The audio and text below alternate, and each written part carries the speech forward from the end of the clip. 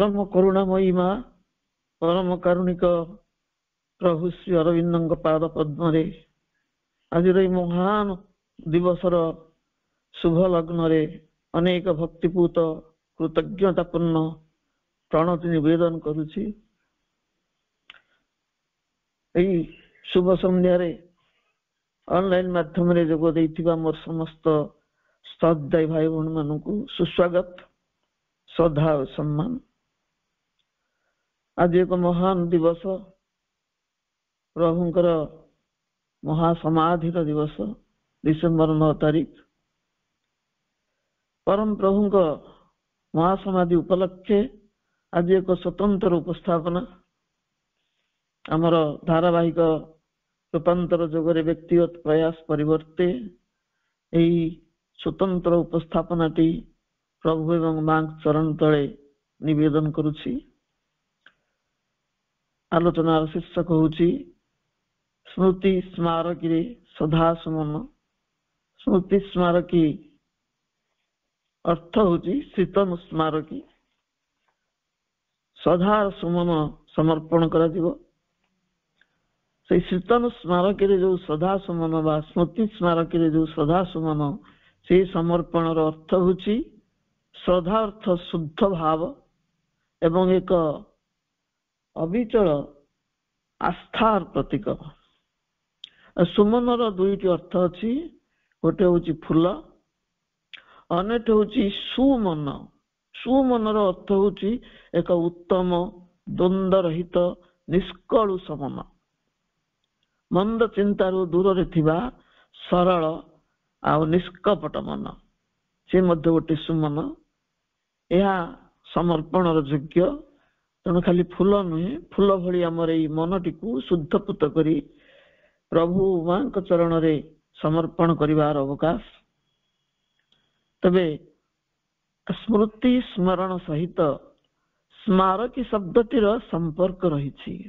स्मृति और स्मरण सहित स्मारकी शब्दटीर संपर्क निबिड़। बारंबार स्मरणर निर्यास होउछि स्मृति। आमे जहाको बारंबार स्मरण करू तार सारवत्ता होउछि स्मृति। सेही स्मरणीय को स्मृति मध्य उज्जीवित करिथाए। बारंबार स्मरण कौन करे ना हमर जी चिर स्मरणीय तांको स्मृति मध्य उज्जीवित करिथाए एवं तार संकेत होउछि स्मृतिर स्मारकी। ए स्मरण कहा पई उद्दिष्ट जी हमर स्मृति अर्घ्यर योग्य, जी हमर स्मृति अर्घ्यर योग्य परम वंदनीय, जहाँ को स्मरण कला मात्रे जीवन जंत्रणार असह्य वेदनार अंत घटे। जुगे जुगे जुग जंत्रणार अपनोदन पाई अवतीर्ण परम चेतनांक अवर्तमान रे तांक उद्देश्य रे समर्पित स्मृति स्मारकी बहु अधिक भाव रे सेई दिव्य चेतना को सुदूर प्रसारी भावे संचारित करी जीव गोष्ठीर सर्वविध मंगल विधान करिथा। जुगावतार मानकर स्मृतिपीठ निर्माण रे एहा ही रहस्य। काहे कि जुगावतार मानकर स्मृतिपीठ निर्माण करा जाउछि। स्मृतिपीठ रे स्थापन करा जाए सेई दिव्य शक्तिंकर तनुश्री संबंधित किछि वस्तु किंबा तांका व्यवहृत कौनसी पदार्थ जहा तांका स्पर्श जनित शक्ति समन्वित दिव्य ऊर्जार प्रतीक होता है। तांका शीतन संपर्कित किछि अंश किंबा से जो द्रव्य सब व्यवहार करछंती जो तांकर दिव्य स्पर्श लगी से स्पर्श को से वहन करिछि से सब को स्मारकी भाव रे स्थापन करा जाए। दिव्य शक्तिंकर देहांश आराधनार गौरवमय ऐतिह्य भारतर प्राचीन परंपरा। ये होची भारतर वैशिष्ट्य।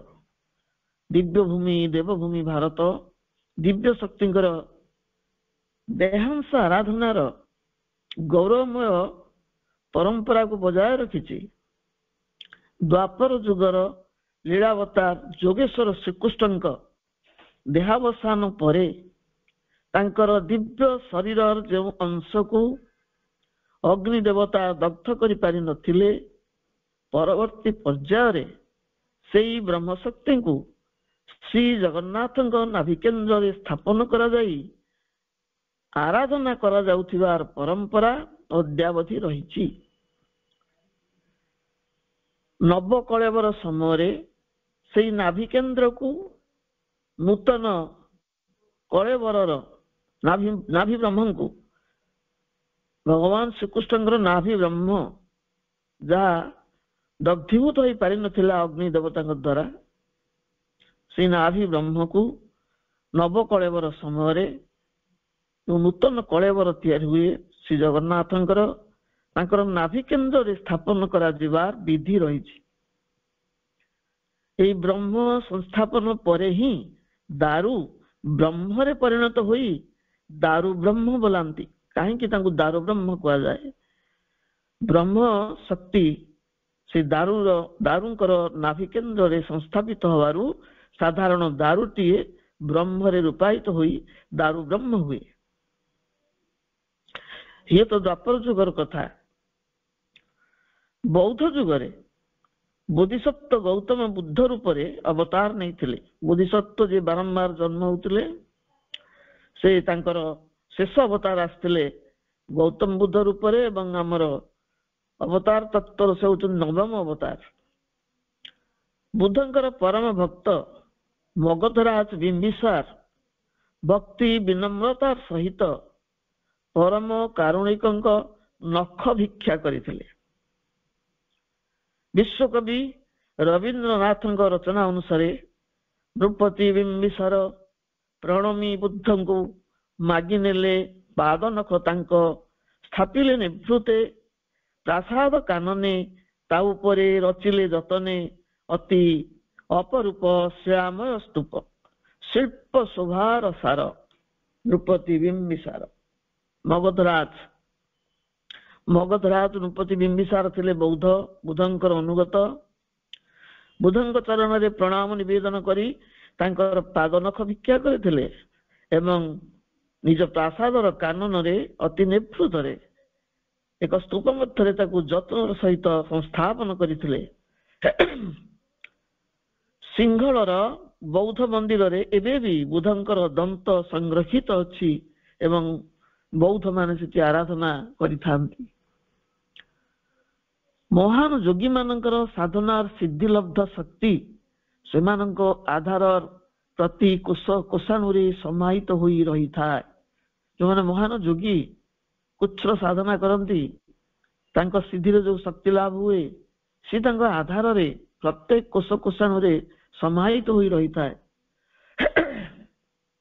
ସେହିପରି ଜଣେ ତ୍ୟାଗ ମୂର୍ତ୍ତିର ପ୍ରତୀକ ଥିଲେ ମହର୍ଷି ଦଧିଚି, ଯାହାଙ୍କ ଅସ୍ଥି ସମାହିତ ପ୍ରଚଣ୍ଡ ବ୍ରହ୍ମଶକ୍ତିରେ ନିର୍ମାଣ ହୋଇଥିଲା ବଜ୍ରାୟୁଧ ଅର୍ଥାତ୍ ଇନ୍ଦ୍ରାୟୁଧ ବଜ୍ର,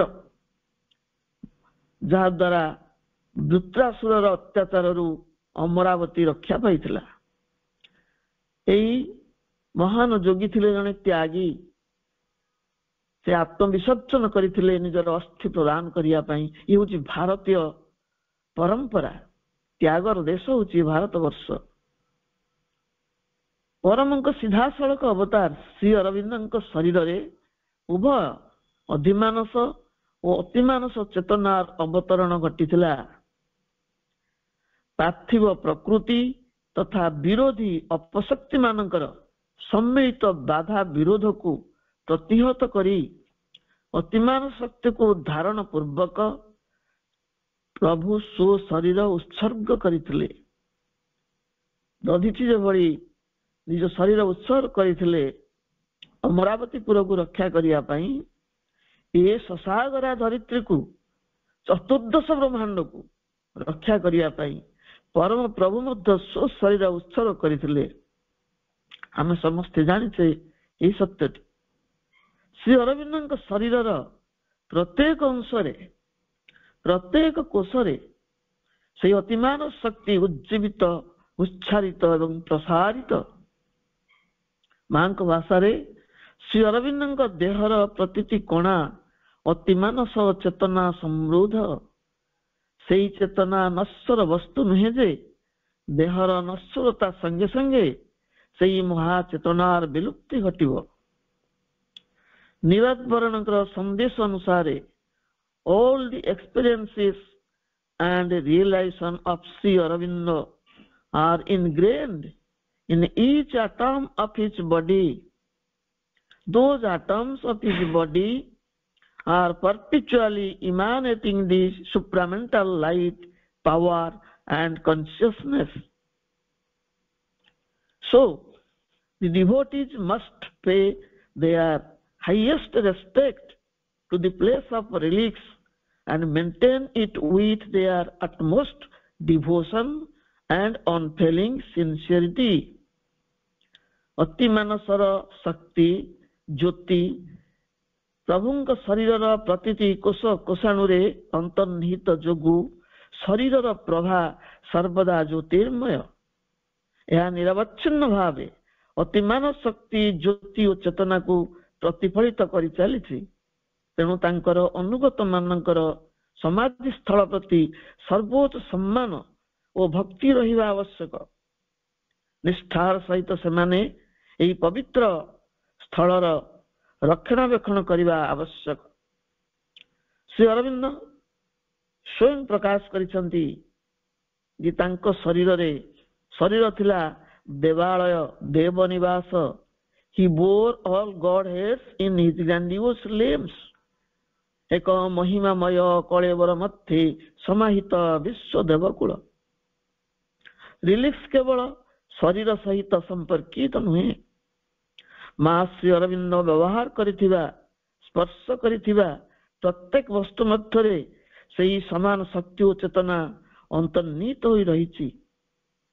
ଯେଉଁ ଅତିମାନ ଶକ୍ତିକୁ ପ୍ରଭୁ ନିଜ ଶରୀରରେ ଅବତରଣ କରିଥିଲେ, ମା ସେହି ଶକ୍ତିକୁ ଶେଷ ପର୍ଯ୍ୟନ୍ତ ଧାରଣ କରିଥିଲେ। ତେଣୁ ସେ ହେଉଛନ୍ତି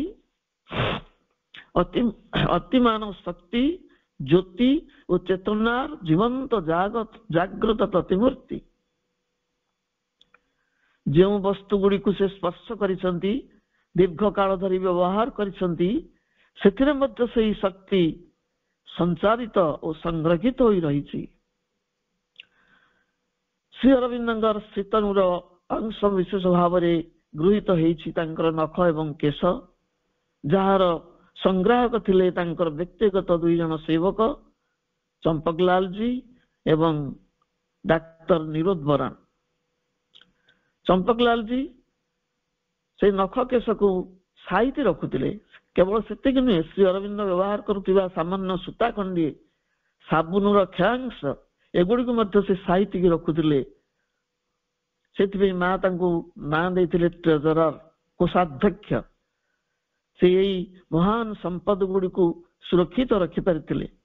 ଏବଂ ଯେତେବେଳେ ଶ୍ରୀ ଅରବିନ୍ଦଙ୍କର ନଖ ବା କେଶ ସଂଗୃହୀତ ହେଉଥିଲା, ନଖ କାଟିଲା ବେଳେ ନିରୋଧ ବରଣ ଆଉ ଚମ୍ପକଲାଲ ଉଭୟ ପାଖରେ ଥିଲେ।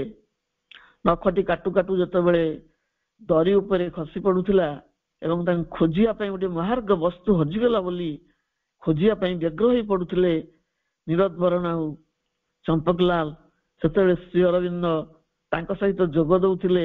ପରିହାସ ପ୍ରିୟ ପ୍ରଭୁ ପରିହାସ କରି କହୁଥିଲେ, କଣ ପାଇଲ?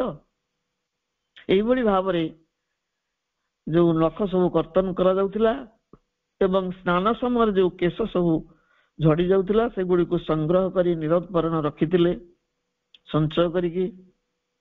ଶ୍ରୀ ଅରବିନ୍ଦଙ୍କ ଦେହାନ୍ତ ପରେ ସେଗୁଡିକ ବିଭିନ୍ନ ସ୍ଥାନକୁ ସ୍ମାରକୀ ରୂପରେ ପ୍ରେରଣ କରାଯାଇଛି ଏବଂ ସର୍ବପ୍ରଥମେ ଦିବ୍ୟଜନନୀ ମା ଅତି ଶ୍ରଦ୍ଧା ଓ ସମ୍ମାନର ସହିତ ସୁହସ୍ତରେ ସେଗୁଡିକ ଅନୁରକ୍ତ ଭକ୍ତମାନଙ୍କ ମାଧ୍ୟମରେ ଯୋଉମାନେ ଚାହିଁଛନ୍ତି ଗଭୀର ଆଗ୍ରହର ସହିତ ତାକୁ ପ୍ରେରଣ କରିଛନ୍ତି ସ୍ୱୟଂ ମା ଦିବ୍ୟଜନନୀ ଅତ୍ୟନ୍ତ ସମ୍ମାନ କରିଥିଲେ।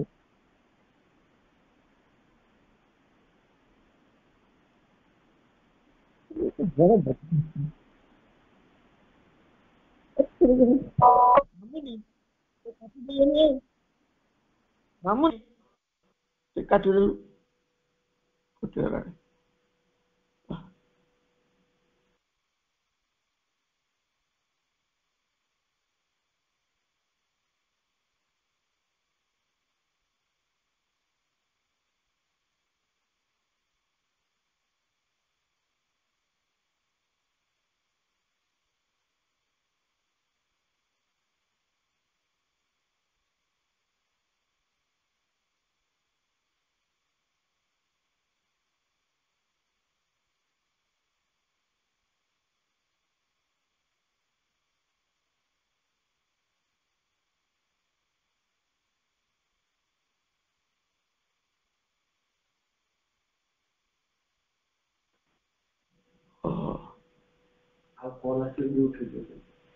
ହ୍ୟାଲୋ, କଟିଗଲା ଫୋନଟା।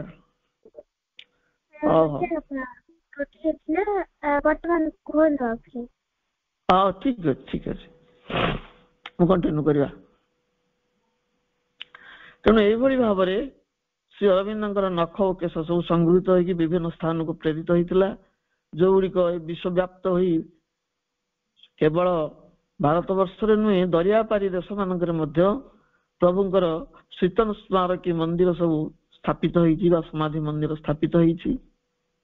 ସେଇଭଳି ମା ସବୁ ଯୋଉ ବସ୍ତୁ ଗୁଡିକ ସ୍ପର୍ଶ କରିଥିଲେ ସେଥିରେ ମଧ୍ୟ ଦିବ୍ୟ ଶକ୍ତି ସଞ୍ଚାଳିତ ହୋଇଛି ଏବଂ ତାହା ବିଭିନ୍ନ ସ୍ଥାନରେ ମଧ୍ୟ ସ୍ଥାନିତ ହେଇଛି।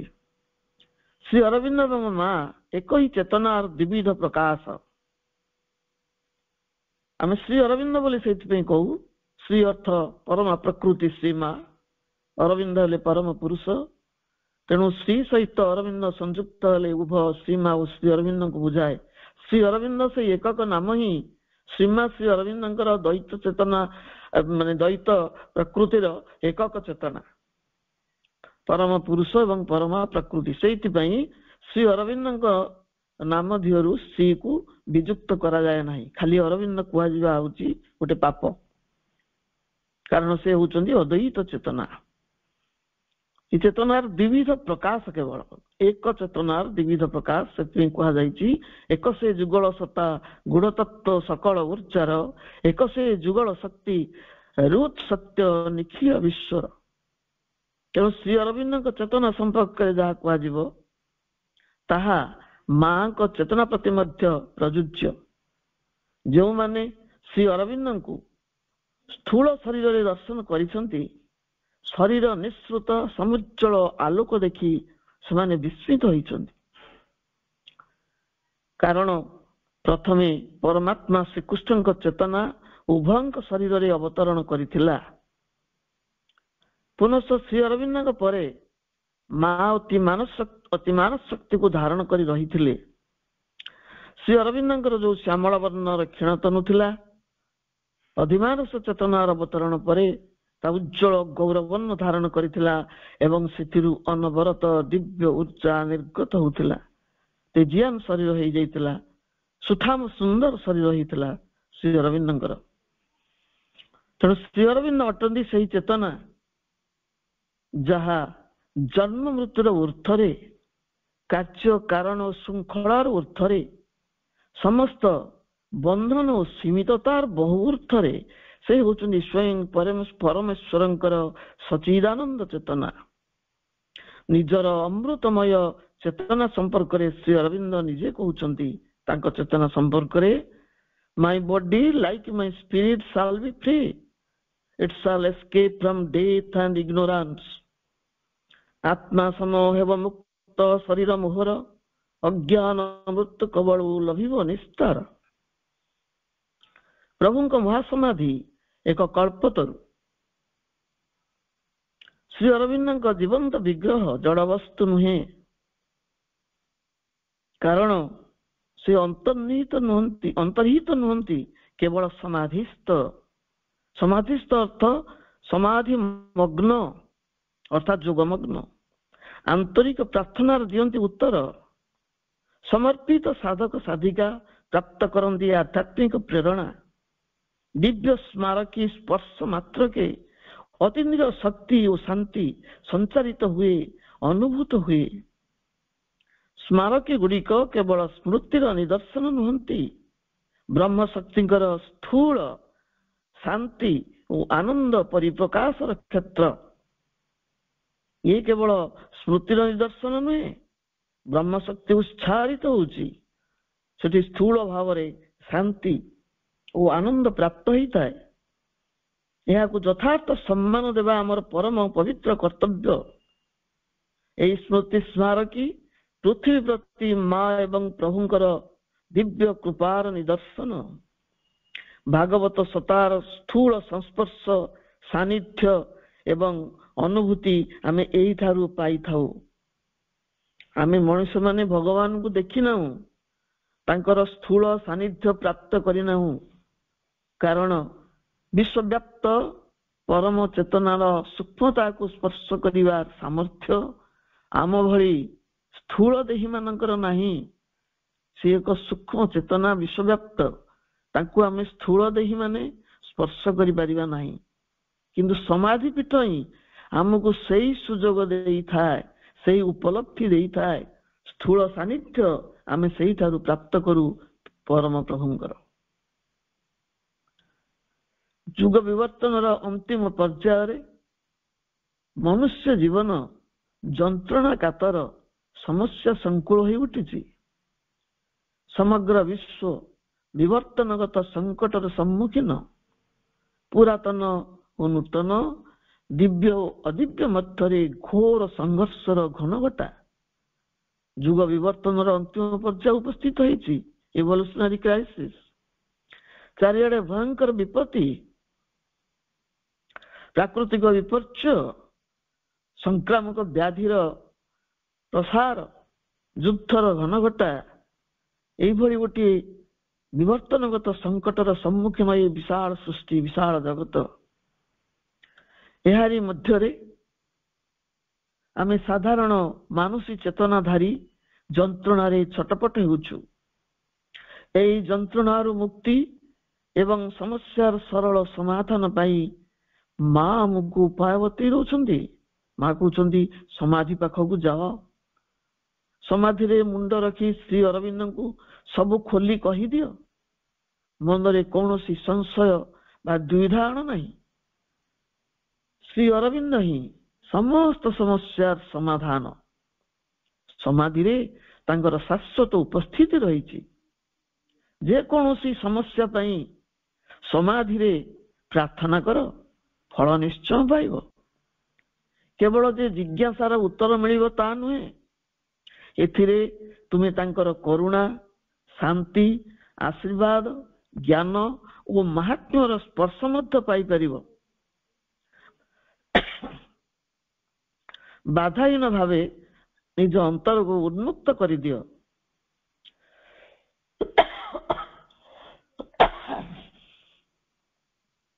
ପ୍ରଭୁ ଧରା ଦିଅନ୍ତି ସେହିମାନଙ୍କ ହାତରେ ଯେଉଁମାନେ ଅକପଟ, ନିଷ୍କପଟ, ବିନୟୀ ଓ ସରଳ ବିଶ୍ୱାସୀ। ସେ ସଜାଗ ଭାବରେ ବିଶ୍ୱର ସମସ୍ତ ଘଟଣାବଳୀକୁ ପରିଚାଳନା କରୁଛନ୍ତି। ଦେହାବସାନ ପରେ ଶ୍ରୀ ଅରବିନ୍ଦ ନିଜକୁ ବିଶ୍ୱ ଚରାଚର ମଧ୍ୟକୁ ବିସ୍ତାରିତ କରିଛନ୍ତି। ତାଙ୍କର ଦିବ୍ୟ ସାନ୍ନିଧ୍ୟ ଆମ ମଧ୍ୟରେ ପ୍ରବେଶ କରି ଆମର ଅନ୍ତଃପୁରୁଷକୁ ସ୍ପର୍ଶ କରେ। ସମାଧିର ସ୍ଥୂଳ ଆବରଣ ତଳେ ସେହି ହିରଣ୍ୟ ଗର୍ଭ ଜ୍ୟୋତି ନିଷ୍କ୍ରିୟ ବା ନିଷ୍ପ୍ରଭ ନୁହନ୍ତି। ସେ ହେଉଛନ୍ତି ଆତ୍ମଜ୍ୟୋତି, ସେ ହେଉଛନ୍ତି ଅନ୍ତର୍ଜ୍ୟୋତି ଏବଂ ଭାସ୍ୱର ଦିବ୍ୟ ଜ୍ୟୋତି, ସଦାଭାସ୍ୱର। ସମାଧି ପୀଠ ହିଁ ଅତି ମାନସ ତେଜସ୍କ୍ରିୟତାର ଏକ ନିରବ ସଂକେତ। ମହାନିଦ୍ରାରେ ମହାକ୍ରାନ୍ତିର ପୂର୍ବାଭାସ। ମହାନିଦ୍ରାରେ ନିଦ୍ରିତ ନୁହନ୍ତି ପ୍ରଭୁ, ଇଏ ତାଙ୍କର କ୍ରାନ୍ତିର ଯାତ୍ରା, ଏକ ଅଭିନବ ଆଧ୍ୟାତ୍ମିକ କ୍ରାନ୍ତି, ମହାକ୍ରାନ୍ତିର ପୂର୍ବାଭାସ। ମହାସମାଧିରୁ ମହାସମ୍ବୋଧିକୁ ତାଙ୍କର ଆରୋହଣ। ମହାସମ୍ବୋଧି କହିଲେ ଅତି ମାନସ ଉର୍ଦ୍ଧ୍ୱସ୍ଥ ଆହୁରି ଏକ ଦିବ୍ୟ ଜ୍ଞାନ। ମହାସମାଧିରୁ ସେ ଅଭିଯାନ ଆରମ୍ଭ କରିଛନ୍ତି ସେଇ ମହାସମ୍ବୋଧି ମଧ୍ୟକୁ। ଏକ ଯୁଗାନ୍ତକାରୀ ଅଭିଯାନ। ଏହି ଅଭିଯାନରେ ସାମିଲ ହେବା ପାଇଁ ମା ଯେଉଁମାନଙ୍କୁ ଆହ୍ୱାନ ଦେଇଛନ୍ତି ସେଇମାନେ ହିଁ ମାଙ୍କ ଛତ୍ର ଛାୟା ତଳେ ସମବେତ ହୋଇଛନ୍ତି। ସେଇ ସବୁ ଅଗ୍ରଗାମୀ ଦୂତ ବା ପାୟନିୟର ମାନେ ନିଷ୍ଠାପର, ନିରଳସ, ନିସ୍ୱାର୍ଥପର, ନିରହଙ୍କାର, ଉତ୍ସର୍ଗୀକୃତ କର୍ମ ମାଧ୍ୟମରେ ପରିବର୍ତ୍ତନକୁ ତ୍ୱରାନ୍ୱିତ କରିପାରିବେ। ଯେଉଁ ପରିବର୍ତ୍ତନ ଆସୁଛି, ରୂପାନ୍ତର ଘଟିବ, ଏକ ଅଭିନବ ପରିବର୍ତ୍ତନର ବାର୍ତ୍ତା ଶ୍ରୀ ଅରବିନ୍ଦ ଦେଇଛନ୍ତି। ତାକୁ ତ୍ୱରାନ୍ୱିତ କରିବେ କିଏ? ନା ଏଇ ଦିବ୍ୟ କର୍ମୀ ମାନେ, ପାୟୋନିୟର ମାନେ, ଅଗ୍ରଗାମୀ ଦୂତ ମାନେ। ଏକ ଆଧ୍ୟାତ୍ମିକ ଜାଗରଣର ବାର୍ତ୍ତା ସେଇମାନେ ଦେଇପାରିବେ। ଧାର୍ମିକ ସଂକୀର୍ଣ୍ଣତା ଭିତରୁ ମୁକ୍ତ ହୋଇ ଆଧ୍ୟାତ୍ମିକତାର ବିଶାଳତା ମଧ୍ୟକୁ ପ୍ରବେଶ କରିବାର ଆହ୍ୱାନ ସେଇମାନେ ଏହି ଜଗତକୁ ଦେଇପାରିବେ। ତେଣୁ ପ୍ରତ୍ୟେକ ପାଠଚକ୍ର ନୂତନ ଜନ୍ମର ଏକ ସୂତିକା ଗୃହ ମାନେ ଏନ୍ତୁଡ଼ିଶାଳ, ପ୍ରତ୍ୟେକ ସାଧନାଳୟ ଏକ ତାଲିମ କେନ୍ଦ୍ର, ଯୋଉଠି ଆମକୁ ତାଲିମ ଦିଆଯାଏ ସାଧନା ପଥରେ ଅଗ୍ରସର ହେବା ପାଇଁ, ରୂପାନ୍ତର କାର୍ଯ୍ୟରେ ସହଯୋଗ କରିବା ପାଇଁ। ତାଲିମ କେନ୍ଦ୍ର, ଟ୍ରେନିଂ ସେଣ୍ଟର, ପ୍ରତ୍ୟେକ ପୂର୍ଣ୍ଣାଙ୍ଗ ଶିକ୍ଷା କେନ୍ଦ୍ର ଆମ ଚାରିସତ୍ତାକୁ ପ୍ରଶିକ୍ଷିତ ତଥା ପ୍ରସ୍ତୁତ କରିବାର ଏକ ଏକ ଲାବୋରେଟୋରୀ ବା ଗବେଷଣାଗାର। ଏବଂ ପ୍ରତ୍ୟେକ ସ୍ମାରକୀ ପୀଠ ତାଙ୍କ ଚିରନ୍ତନ ଦିବ୍ୟ ଉପସ୍ଥିତିର ମହିମାମୟ ତୀର୍ଥ, ଚିରନ୍ତନ ଦିବ୍ୟ ଉପସ୍ଥିତି। ସେ ଏଇ ଜଗତକୁ ଛାଡି ଯାଇନାହାନ୍ତି। ଯୋଉ ପୃଥିବୀକୁ ସେ ଏତେ ଭଲ ପାଆନ୍ତି, ଯୋଉ ମାନବ ଜାତିକୁ ସେ ଏତେ ଭଲ ପାଆନ୍ତି, ମାନବତାର ସର୍ବୋତ୍ତମ ବନ୍ଧୁ, ଆତ୍ମାର ବନ୍ଧୁ ପ୍ରଭୁ ଶ୍ରୀ ଅରବିନ୍ଦ ଏଇ ଜଗତକୁ ଛାଡି ଯାଇ ନ ପାରନ୍ତି। ଉର୍ଥରୁ ନିରନ୍ତର ପ୍ରବାହିତ ଅତିମାନ ଶକ୍ତି ଏହି ସ୍ମାରକୀ କେନ୍ଦ୍ର ଗୁଡିକ ଉପରେ ଅବତରଣ କରି ବାତାବରଣରେ କ୍ରିୟା କରେ। ଯୋଉ ଅତିମାନ ଶକ୍ତି ଅବତରଣ କରୁଛି ତାର ନିର୍ଦ୍ଦିଷ୍ଟ ସ୍ଥାନ ଅଛି, କୋଉଠି ସେ ଆଣ୍ଟେନା ଲାଗିଛି ତାଙ୍କୁ ଧରିବ। ସେସବୁ ହଉଛି ପାଠଚକ୍ର କେନ୍ଦ୍ର ଏବଂ ପୂର୍ଣ୍ଣାଙ୍ଗ ଶିକ୍ଷା କେନ୍ଦ୍ର, ସାଧନାଳୟ। ଆଉ ବିଶେଷ କରି ଶ୍ରୀ ଅରବିନ୍ଦ ବା ମାଙ୍କର ଯୋଉ ସ୍ମାରକୀ ସବୁ ରହିଛି, ସେଇ କ୍ଷେତ୍ର ଗୁଡିକ ହଉଛି ଏହି ଶକ୍ତି ଅବତରଣର ପ୍ରକୃଷ୍ଟ ସ୍ଥାନ। ମାତ୍ର ସେଇ କେନ୍ଦ୍ର ଗୁଡିକ ସେ ଶକ୍ତିକୁ ଧାରଣ କରିବାର ଯୋଗ୍ୟତା ହାସଲ କରିଥିବା ଦରକାର। ଆମକୁ ସଂକଳ୍ପବଦ୍ଧ ହେବାକୁ ପଡିବ। ଆଜି ଦିନଟି ହଉଛି ସଂକଳ୍ପର ଦିବସ। ପ୍ରଭୁଙ୍କର ବଳିଦାନ ଏବଂ ଡିସେମ୍ବର 5 ତାରିଖରେ ଆଉ ଏଇ 9 ତାରିଖରେ ସେ ଯୋଉ ସମାଧିସ୍ଥ ହେଇଛନ୍ତି ସେବା ବୃକ୍ଷ ତଳେ, ସେମିତି ବ୍ୟର୍ଥ ନଯାଏ ସେଥିପାଇଁ ଆମକୁ ସଂକଳ୍ପବଦ୍ଧ ହବାକୁ ପଡିବ। ଏଇ ସବୁ କ୍ଷେତ୍ର ସ୍ଥାପନର ଯୋଉ ପରିକଳ୍ପନା ମୂଳରେ କଣ ଉଦ୍ଦେଶ୍ୟ ଅଛି ଜାଣିବା ଦରକାର, ଅନୁଧ୍ୟାନ କରିବା ଆବଶ୍ୟକ। କାହିଁକି ସ୍ମାରକୀ କେନ୍ଦ୍ର ଗୁଡିକ ସ୍ଥାପିତ ହଉଛି, ତାର ମୂଳ ରହସ୍ୟ କଣ, ତାକୁ ଅନୁଧ୍ୟାନ କରିବା ପ୍ରତ୍ୟେକଙ୍କର କର୍ତ୍ତବ୍ୟ। ପ୍ରତ୍ୟେକ ବ୍ୟକ୍ତି ନିଜ ମଧ୍ୟରେ ସେଇ କାରଣଟିକୁ ଖୋଜନ୍ତୁ। ଏହି ସବୁ ଅନୁଷ୍ଠାନ ସହିତ ସମ୍ପୃକ୍ତ ସମଭାବାପନ୍ନ ବ୍ୟକ୍ତିମାନଙ୍କୁ ନେଇ ସଂଗଠନ ଥାଏ। ସଂଗଠନ ଶବ୍ଦଟି ସଂଗତି ଶବ୍ଦରୁ ଆସିଛି। ପରସ୍ପର ସଂଗତି ନ ରହିଲେ ସାଂଗଠନିକ ବିଶୃଙ୍ଖଳା ସୃଷ୍ଟି ହୁଏ। ବ୍ୟକ୍ତିଗତ ଅହଙ୍କାର ଏବଂ ନିଜ ଇଚ୍ଛାକୁ ଜାହିର କରିବାର ମନୋଭାବ ଯୋଗୁଁ ଏଭଳି ସମସ୍ୟା ଦେଖାଦିଏ। ପ୍ରକୃତରେ ମା କଣ ଚାହାନ୍ତି ତାହା ଜାଣିବାକୁ ପ୍ରୟାସ କରାଯାଏ ନାହିଁ। ଆଉ ଯେଉଁଠି ସାମାନ୍ୟ ଅବମାନନା ହୁଏ ଏହି ସ୍ମାରକୀ କେନ୍ଦ୍ରରେ, ମା ତାକୁ କଦାପି ସହିପାରନ୍ତି ନାହିଁ। ଶ୍ରୀ ଅରବିନ୍ଦଙ୍କର ଅବମାନନା ମାଙ୍କର ଅସହ୍ୟ। ତାଙ୍କର ମହାକାଳୀ ରୂପ ପ୍ରକଟିତ ହୁଏ।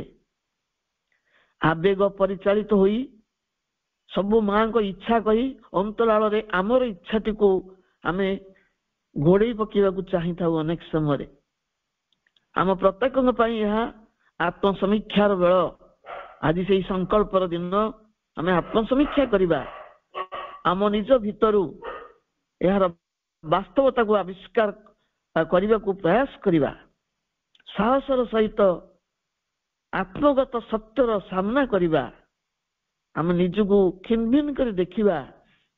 ନିଜକୁ ଛାଡି ଆମେ ଅନ୍ୟମାନଙ୍କ ଭିତରେ ଅସଙ୍ଗତିର ହେତୁ ଖୋଜୁ। କାରଣ ଆମ ନିଜ ସହିତ ଆମର ଯୋଉ ଆମେ ନିଜ ସହିତ ସଂଗ୍ରାମ କରିପାରୁନା, ଆମ ନିଜ ସହିତ ଲଢେଇରେ ଆମେ ହଉଛୁ ପରାସ୍ତ ସୈନିକ। ନିଜଠାରୁ ଆମେ ଆତ୍ମଗୋପନ କରି ବୁଲୁ। ସବୁଠାରୁ ବୀର ଯୋଦ୍ଧା ସେହି ଯେ ନିଜ ଅହଂ ସହିତ ସଂଘର୍ଷ କରିପାରେ। ଏହି ସବୁ ଅନୁଷ୍ଠାନ ପାଇଁ ମୁଁ ସଚୋଟ ଭାବରେ ମୋର ଯୋଗଦାନ ଦେଉଛି ତ? ଆନୁଷ୍ଠାନିକ ଆର୍ଥିକ ପରିଚାଳନା କ୍ଷେତ୍ରରେ ମୁଁ ଯଥାସମ୍ଭବ ସାଧୁତା ଅବଲମ୍ବନ କରୁଛି ତ? ସବୁ ଅର୍ଥ ମାଙ୍କର ତାର ଯଥାର୍ଥ ବିନିଯୋଗ ହେବା ଉଚିତ, ଏ କଥା ପ୍ରତ୍ୟେକ ବ୍ୟକ୍ତିର ଚିନ୍ତା ଚେତନା ଭିତରେ ତିଷ୍ଠି ରହିବା ଆବଶ୍ୟକ। ପ୍ରତ୍ୟେକ ଅନୁଷ୍ଠାନ ସହିତ ସମ୍ପୃକ୍ତ ବ୍ୟକ୍ତି ନିଜ ନିଜକୁ ଅଭିଯୋଗରୁ ମୁକ୍ତ କରିପାରିଲେ ମାଙ୍କର ବୀର ଯୋଦ୍ଧାରେ ପରିଣତ ହେଇପାରିବେ। ପ୍ରଥମେ ଯେତେବେଳେ ସମାଧି ମନ୍ଦିର ବା ସ୍ମୃତି ନିକେତନଟିଏ ସ୍ଥାପିତ ହୁଏ, ସେତେବେଳେ ଯେଉଁ ଆନନ୍ଦ ଉତ୍ସାହ ଉଦ୍ଦୀପନା କର୍ମ ତତ୍ପରତା ପ୍ରକାଶ ପାଏ, ଦିନ ଗଡ଼ିବା ସଙ୍ଗେ ସଙ୍ଗେ ଦେଖାଯାଏ ସେଥିରେ ଯେପରି ଭଟ୍ଟା ପଡ଼ି ଆସୁଛି, ଶିଥିଳତା ଦେଖାଯାଉଛି। ଉଦ୍ୟକ୍ତ ମାନେ ପରସ୍ପରର ଦୋଷ ତ୍ରୁଟି ବାଛିବା, ପରସ୍ପରକୁ ସମାଲୋଚନା କରିବା ଏବଂ ପରୋକ୍ଷରେ କୁତ୍ସାରଟନା କରିବାରେ ଲିପ୍ତ ରହୁଛନ୍ତି। ମତାନ୍ତର ଆସ୍ତେ ଆସ୍ତେ ମନାନ୍ତର ଆଡକୁ ଗତି କରୁଛି। ଏହା ଦ୍ୱାରା ସେହି ପାବନ ଧାମର ପବିତ୍ରତା ନଷ୍ଟ ହୁଏ, ମତାନ୍ତର ମନାନ୍ତରରେ ପରିଣତ ହୁଏ। କେତେ ଜଣ ନିଜର ଏକଚାଟିଆ ଅଧିକାର ସାବ୍ୟସ୍ତ କରି ଭିନ୍ନ ମତ ପୋଷଣ କରୁଥିବା ବ୍ୟକ୍ତିକୁ ବିରୋଧ କରନ୍ତି। ଏମାନେ ବିଭ୍ରାଟ ସୃଷ୍ଟି କରୁଛନ୍ତି, ଏ ସ୍ଥାନ ପାଇଁ ଯୋଗ୍ୟ ନୁହନ୍ତି ବୋଲି ଧାରଣା ସୃଷ୍ଟି କରନ୍ତି। ଏକଥା ବିଚାର କରିବାକୁ ଆମେ କିଏ? ଥରେ ଆଶ୍ରମରେ ଜଣେ ବ୍ୟକ୍ତିଙ୍କ ବିରୋଧରେ ଅନେକ ସାଧକ ମାନେ ମାଙ୍କ ପାଖରେ ଅଭିଯୋଗ କଲେ। ସେ ଆଶ୍ରମର ନିୟମ ମାନୁନାହାନ୍ତି, ବିଭ୍ରାଟ ସୃଷ୍ଟି କରୁଛନ୍ତି, ଶୃଙ୍ଖଳା ଭଙ୍ଗ କରୁଛନ୍ତି, ତାଙ୍କୁ ଆଶ୍ରମରୁ ବହିଷ୍କାର କରାଯାଉ। ମାତ୍ର ମା ସେପରି କିଛି ପଦକ୍ଷେପ ନେଲେ ନାହିଁ। ଯେତେବେଳେ ବାରମ୍ବାର ପ୍ରତିବାଦ ହେଲା, ମା ଯାହା କହିଲେ ତାର ସାରାଂଶ ହେଉଛି, କେବଳ ସାଧୁ ସନ୍ଥ ମାନଙ୍କ ପାଇଁ ଆଶ୍ରମ ତିଆରି ହୁଏ ନାହିଁ। ଯେ ପର୍ଯ୍ୟନ୍ତ ବ୍ୟକ୍ତି ରୂପାନ୍ତରିତ ନ ହୋଇଛି, ସେ ପର୍ଯ୍ୟନ୍ତ ତା ମଧ୍ୟରେ ଦୋଷ ତ୍ରୁଟି ଅଳ୍ପ ବହୁତ ରହିବ। ସେଭଳି ଦୁର୍ବଳତା ଥିବା ବ୍ୟକ୍ତି ମାନଙ୍କ ପାଇଁ ଆଶ୍ରମର ଦ୍ୱାର ସର୍ବଦା ଉନ୍ମୁକ୍ତ ଅଛି। ସମୟକ୍ରମେ ସେମାନେ ପରିବର୍ତ୍ତିତ ହେବେ। ଆମେ ମଧ୍ୟ ସେଇ କଥା ଚିନ୍ତା କରିବା। ହସ୍ପିଟାଲ ରୋଗୀ ମାନଙ୍କ ପାଇଁ ତିଆରି ହେଇଛି, ସୁସ୍ଥ ଲୋକମାନଙ୍କ ପାଇଁ ନୁହଁ। ରୋଗ କେବଳ ଶରୀରରେ ନଥାଏ, ଏହା ମାନବୀୟ ଚେତନାର ଭିନ୍ନ ଭିନ୍ନ ସ୍ତରରେ ବିକାର ବିକୃତି ଭାବରେ ବିଦ୍ୟମାନ।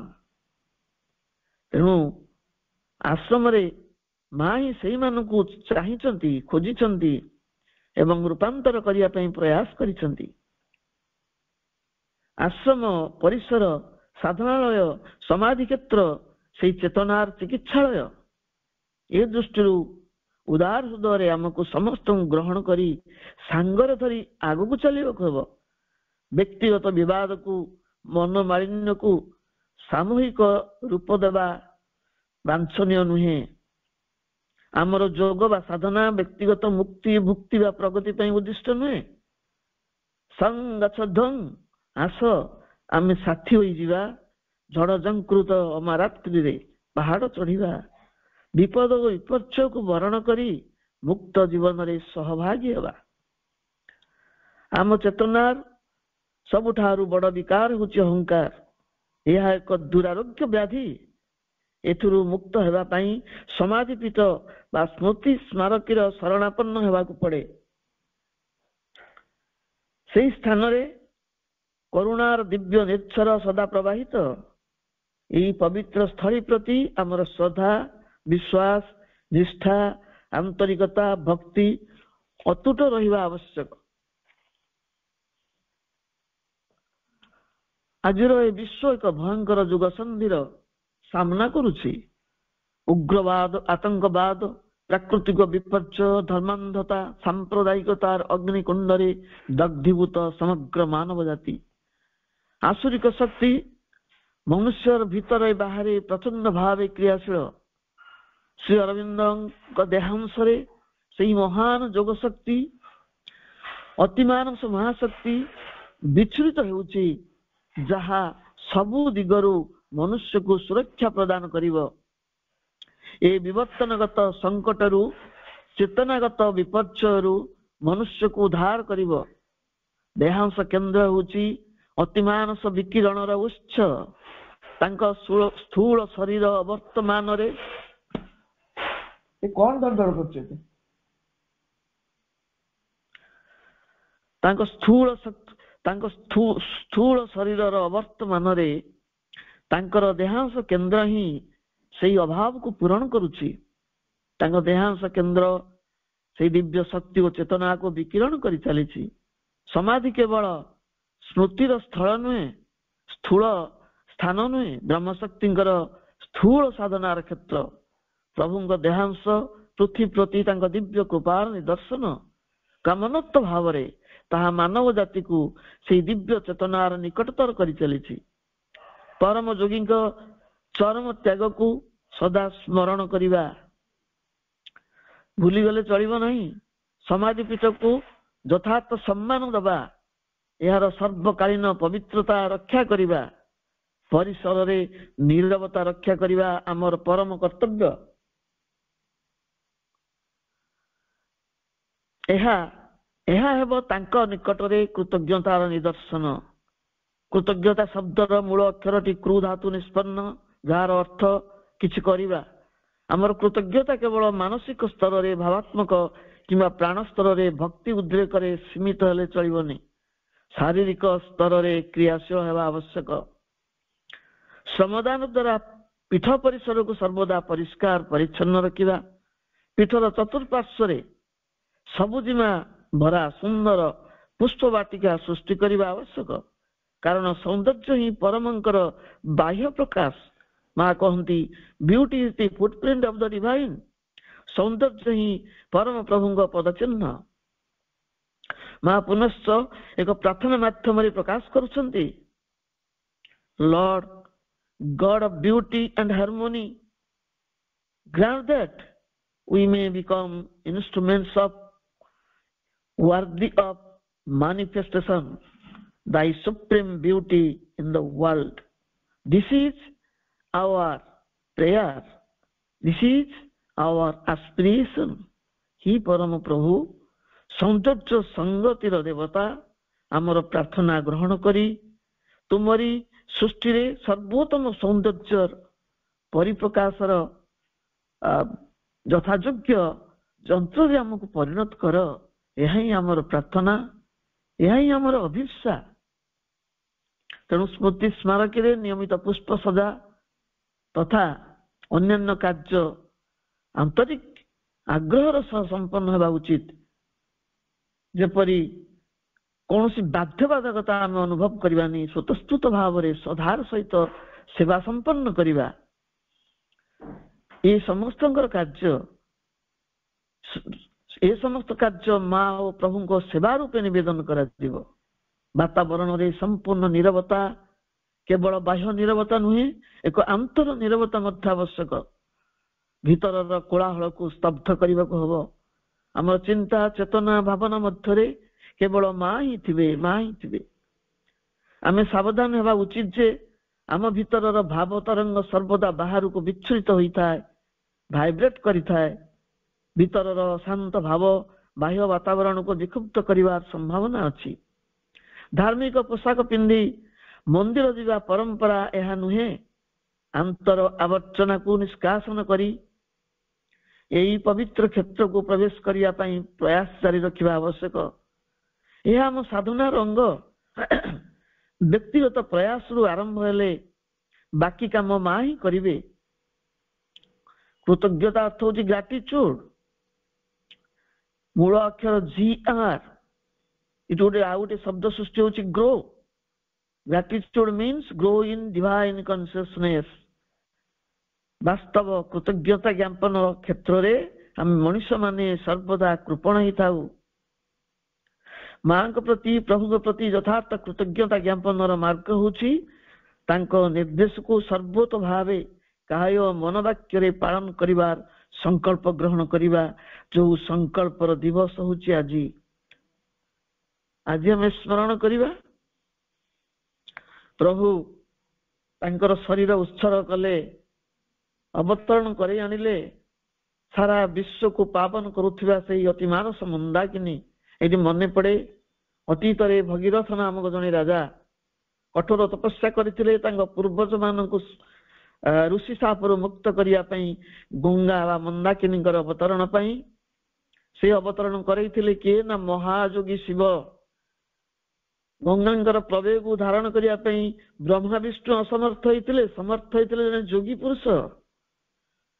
ଏବଂ ତାଙ୍କରି ମାଧ୍ୟମରେ ମନ୍ଦାକିନୀ ଅବତରଣ କଲେ, ପ୍ରବାହିତ ହେଲେ ଏବଂ ସଗର ବଂଶଜ ଉଦ୍ଧାର ପାଇଲେ। ସେ ସଗର ବଂଶୀ ଆଉ କେହି ନୁହନ୍ତି, ଆମେ ସବୁ ପ୍ରତୀକାତ୍ମକ ଭାବରେ ସଗର ବଂଶୀ। ଶଶାଗରା ଧରିତ୍ରୀରେ ବାସ କରୁଥିବା ଆମେ ସବୁ ତ୍ରିତାପ ଅନଳରେ ଦଗ୍ଧୀଭୂତ ହେଉଛୁ। ଏବଂ ଏଇ ଅନଳରୁ ଉଦ୍ଧାର କରିବା ପାଇଁ ପରମ ପ୍ରଭୁ ଶ୍ରୀ ଅରବିନ୍ଦ ସେଇ ଅତିମାନସ ମନ୍ଦାକିନୀକୁ ପ୍ରବାହିତ କଲେ। ଏବଂ ସେ ମହାଯୋଗୀ ସିଦ୍ଧ ପୁରୁଷ ହୋଇଥିବାରୁ ତାଙ୍କରି ଶରୀର ଦେଇ ଅବତରଣ କଲେ ମହାଶକ୍ତି ଏବଂ ସେ ନିଜ ଶରୀରକୁ ଉତ୍ସର୍ଗ କଲେ। ଭଗୀରଥଙ୍କ ଠାରୁ ବହୁ ଗୁଣ ଉର୍ଦ୍ଧ୍ୱରେ ଶ୍ରୀ ଅରବିନ୍ଦ, କାରଣ ଭଗୀରଥ ତାଙ୍କର ପୂର୍ବଜ ମାନଙ୍କ ମୁକ୍ତି ପାଇଁ ସାଧନା କରିଥିଲେ ଏବଂ ଅତି ମାନସ ଏବଂ ମନ୍ଦାକିନୀଙ୍କର ଅବତରଣ ପାଇଁ ଗୋଟିଏ ତୃତୀୟ ମାଧ୍ୟମ ଆବଶ୍ୟକ ହେଲା ମହାଯୋଗୀ ଶିବଙ୍କର। କିନ୍ତୁ ଶ୍ରୀ ଅରବିନ୍ଦ ସମଗ୍ର ବିଶ୍ୱବାସୀଙ୍କର ଉଦ୍ଧାର ପାଇଁ ଅତି ମାନସ ମହାଶକ୍ତିଙ୍କୁ ଅବତରଣ କରାଇଲେ। ଏଠି ତୃତୀୟ ମାଧ୍ୟମ କେହି ନଥିଲେ, ମହାଶକ୍ତି ଏବଂ ମହାଯୋଗୀଙ୍କ ଭିତରେ କାର୍ଯ୍ୟ ହେଇଥିଲା। ସେ ସ୍ୱୟଂ ନିଜ ଶରୀରକୁ ଅର୍ପଣ କରି ସେ ମହାଶକ୍ତିଙ୍କୁ ଅବତରଣ କରାଇଲେ। ତେଣୁ ଭଗୀରଥଙ୍କ ଠାରୁ ବହୁ ଅର୍ଥରେ ଶ୍ରୀ ଅରବିନ୍ଦଙ୍କର ସାଧନା, ଯିଏ ଏତେ ତ୍ୟାଗ ଆମ ପାଇଁ କରିଛନ୍ତି, ତ୍ୟାଗ ସ୍ୱୀକାର କରି ଏ ମହାଶକ୍ତିଙ୍କୁ ଅବତରଣ କରାଇଲେ ଆମ ମାନଙ୍କ ପାଇଁ। ଆମେ କେତେ ଦୂର କୃତଜ୍ଞ। ବର୍ଷକୁ ଥରେ ତାଙ୍କର ସେଇ ଦିନ ମାନଙ୍କରେ ତାଙ୍କୁ ସ୍ମରଣ କରିବା, ପାଠଚକ୍ର କରିବା, ସମ୍ମିଳନୀ କରିବା, ଏଇଥିରେ ସୀମିତ ରହିଗଲେ ଚଳିବନି। ପ୍ରତିଟି ମୁହୂର୍ତ୍ତ ଆମ ପାଇଁ ତାଙ୍କୁ ସ୍ମରଣ କରିବାର ମୁହୂର୍ତ୍ତ। କେବେ ହେଲେ ଆମେ ଭୁଲି ଯିବାନି ତାଙ୍କର ସେଇ ମହାନ ତ୍ୟାଗ, ବଳିଦାନ ଏବଂ ଉତ୍ସର୍ଗକୁ, ଯିଏ ଆମ ପାଇଁ ଏତେ ବଡ କାମ କରିଛନ୍ତି। ମା ଆମକୁ ବାରମ୍ବାର ସେଇ କଥା ଚେତେଇ ଦେଇଛନ୍ତି। ଆସ ଆମେ ଆଜି ସଂକଳ୍ପ ନେବା, ପ୍ରଭୁଙ୍କର ସେଇ ପୂର୍ଣ୍ଣ ଯୋଗର ପଥକୁ ଆପଣେଇ ନେବା, ନିଜ ମଧ୍ୟରେ ସହମତି ଓ ସଂଗତି ସ୍ଥାପନ କରିବା ଏବଂ ଏ କାର୍ଯ୍ୟକୁ ବିଶ୍ୱବ୍ୟାପ୍ତ ତ୍ୱରାନ୍ୱିତ କରିବା ପାଇଁ, ପ୍ରଭୁଙ୍କ ଚେତନାରେ କାର୍ଯ୍ୟ କରିବା ପାଇଁ ଦିବ୍ୟ ଜନନୀଙ୍କର କରୁଣା ପ୍ରାର୍ଥନା କରିବା। ଏବଂ ସେଇ ସଂକଳ୍ପ ନେବା ଦିବସ ହଉଛି ଆଜିର ଏଇ ସମାଧି ଦିବସ। ସେଇ ସମାଧିର ଜୟ ହଉ ଏବଂ ସମଗ୍ର ବିଶ୍ୱକୁ ତାହା ସେଇ ହିରଣ୍ୟ ଗର୍ଭ ପୁରୁଷଙ୍କର ଅତିମାନସ ଉର୍ଜାକୁ ବିକିରଣ କରି ଚାଲୁ, ସମସ୍ତଙ୍କ ଚେତନାର ରୁଦ୍ଧ ଦ୍ୱାର ଖୋଲି ଯାଉ। ଏତିକି ପ୍ରାର୍ଥନା ପରମ ପ୍ରଭୁଙ୍କ ସମାଧି ନିକଟରେ ଏବଂ ଦିବ୍ୟ ଜନନୀଙ୍କ ଚରଣରେ। ସମସ୍ତଙ୍କୁ ଧନ୍ୟବାଦ। ବନ୍ଦେ ମାତରମ୍।